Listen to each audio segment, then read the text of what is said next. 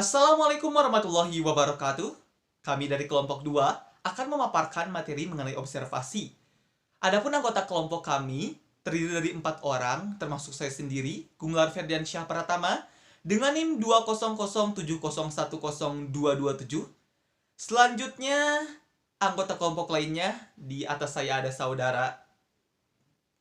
Lalu di samping Agung ada. Perkenalkan, nama saya Diana Raisa Gita dengan NIM 20070101232. Dan di samping saya sendiri ada. Dan inilah pemaparan dari kami. Selamat menyaksikan. Pada kali ini kita akan membahas mengenai observasi. Apa sih itu observasi? Observasi diambil dari bahasa Latin yang berarti melihat dan memperlihatkan. Istilah observasi diarahkan pada kegiatan memperlihatkan secara akurat, mencatat fenomena yang muncul, dan mempertimbangkan hubungan antar aspek dalam fenomena tersebut. Menurut Pauline Young, observasi adalah suatu studi yang dilakukan dengan sengaja atau terencana dan sistematis melalui penglihatan atau pengamatan terhadap gejala-gejala spontan yang terjadi saat itu. Jacoda mendefinisikan observasi secara lebih luas namun lebih kabur, yaitu bahwa observasi adalah suatu cara yang paling dasar untuk mendapatkan informasi mengenai gejala-gejala sosial melalui proses pengamatan.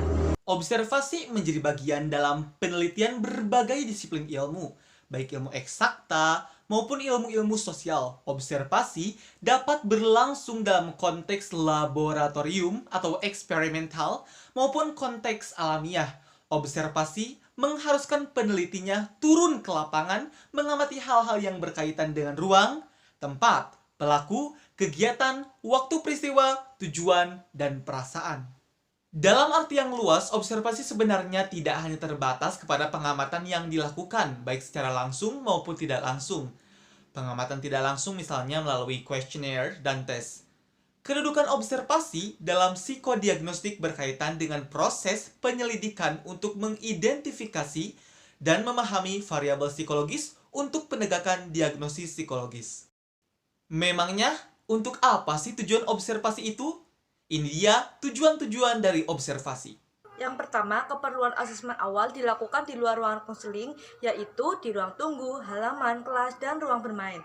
Yang kedua, untuk menentukan kelebihan dan kelemahan observasi dan menggunakan kelebihan tersebut untuk meningkatkan kelemahan klien.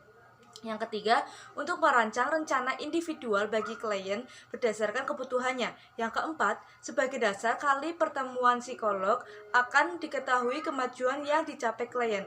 Yang kelima, bagi anak-anak untuk mengetahui perkembangan anak pada tahap tertentu. Yang keenam, untuk memecahkan yang berhubungan dengan klien. Yang ketujuh, digunakan dalam pemberian laporan pada orang tua, guru, dokter, dan lain-lain.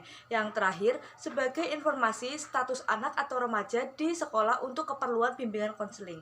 Selain itu, tujuan observasi harus bisa menggambarkan pertama what, atau apa yang diobservasi. Kedua, who, siapa yang diobservasi. Ketiga, where, di mana observasi akan berlangsung. Keempat, how, bagaimana gejala tersebut diobservasi atau diamati. Kelima, when, waktu observasi yang akan berlangsung. Jenis-jenis observasi. Pada dasarnya, penggolongan jenis observasi tidak dapat dibuat secara mutlak karena antara jenis-jenis observasi besar kemungkinan akan terjadi tumpang tindih.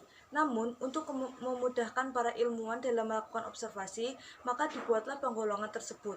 Perbedaan jenis-jenis observasi lebih terletak pada gradasinya saja. Berdasarkan prosedur dan pelaksanaannya, Pauline Young membagi observasi menjadi dua jenis, yaitu controlled observation atau observasi terstruktur dan uncontrolled observation, observasi tidak terstruktur. Controlled observation atau observasi terstruktur adalah suatu observasi yang prosedur dan pelaksanaannya sangat ketat dan biasanya dibantu dengan alat-alat yang peka. Dan dalam lembar observasinya dipergunakan proses kontrol yang memungkinkan observasi untuk dilakukan kembali. Oleh karena itu, lembar observasinya biasanya sangat terperinci dan rancangannya sangat kompleks. Selain itu, biasanya sebelum observasi sesungguhnya dilakukan, terlebih dahulu diadakan simulasi-simulasi.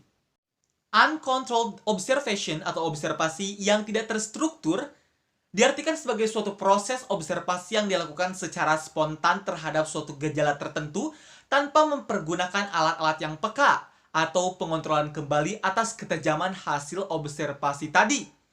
Lembar observasi sebagai pedoman pelaksanaan pun dibuat sangat sederhana, hanya berisi garis besar pedoman tanpa suatu rancangan yang kompleks. Berdasarkan hubungan antar observer dan gejala yang diobservasi, baik observasi terstruktur maupun yang tidak terstruktur dapat dibedakan menjadi observasi partisipan dan observasi non-partisipan. Pada observasi partisipan, observer terlibat dengan situasi atau lingkungan di mana gejala terjadi. Jadi, tidak ada jarak antara observer dengan gejala yang diobservasi. Sedangkan pada observasi non-partisipan, observer memerlukan dan mempersiapkan dirinya sedemikian rupa sehingga dirinya benar-benar berada di luar atau tidak terlibat dalam situasi lingkungan dan gejala yang diamati. Tata cara observasi. Langkah-langkah dalam melakukan observasi adalah sebagai berikut. Yang pertama, mengetahui atau memperoleh pengetahuan yang akan diobservasi. Yang kedua, menentukan tujuan umum dan tujuan khusus. Yang ketiga, membuat tata cara observasi, seperti metodenya apa, alatnya apa. Kemudian yang keempat, membatasi dengan tegas hal-hal yang akan diobservasi. Yang kelima, melakukan observasi dengan secermat-cermatnya. Yang keenam, membuat hasil catatan atau observasi. Yang ketujuh, memahami pencatatan dan penggunaan alat. Ya mungkin itulah untuk pemaparan materi mengenai observasi dari kelompok kami, kelompok 2. Mohon maaf apabila ada pemaparan yang kurang jelas atau pemaparan yang kurang dapat dipahami dengan baik. Kami selaku kelompok 2 pamit undur diri dari ruang tonton Anda. Terima kasih atas perhatiannya. Assalamualaikum warahmatullahi wabarakatuh.